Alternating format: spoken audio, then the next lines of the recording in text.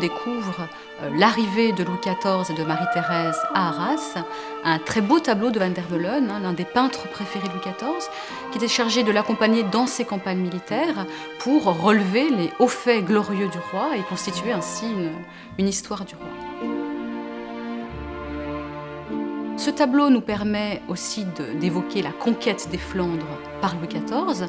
Effectivement, le jeune roi, au début de son règne, épris de gloire et de puissance, veut consolider la frontière du Nord. Et il prend prétexte, pour reprendre les hostilités avec l'Espagne, d'un droit de dévolution, alors c'est une coutume du Brabant, qui maintient sur cette province les droits d'héritage de Marie-Thérèse, donc épouse de Louis XIV, mais aussi infante d'Espagne et fille de Philippe IV d'Espagne, qui vient juste de mourir. Alors effectivement, Marie-Thérèse avait renoncé à cet héritage lors de son mariage, contre une dot de 500 000 écus, mais cette dot n'ayant jamais été payée, Louis XIV s'en sert comme prétexte pour réclamer cet héritage.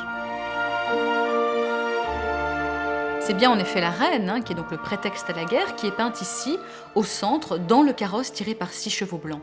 Louis XIV est représenté à cheval, en roi de guerre, derrière le carrosse, accompagné de son frère Philippe d'Orléans et du maréchal de Turenne. Ce carrosse est un document précieux pour nous. Nous n'avons plus de carrosse conservé de l'époque de Louis XIV. Précieux document qui témoigne de deux choses.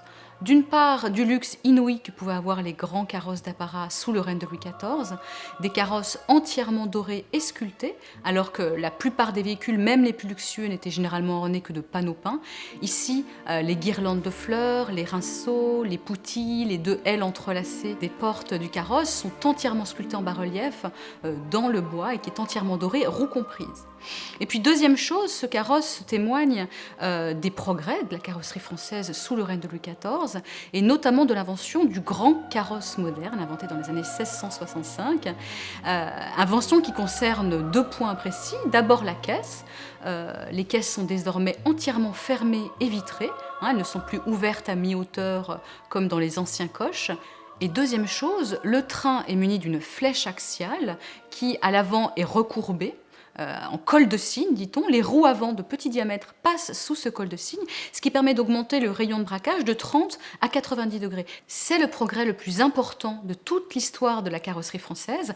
On peut désormais braquer à angle droit et donc manœuvrer beaucoup plus facilement, par exemple dans la cour des hôtels particuliers à Paris.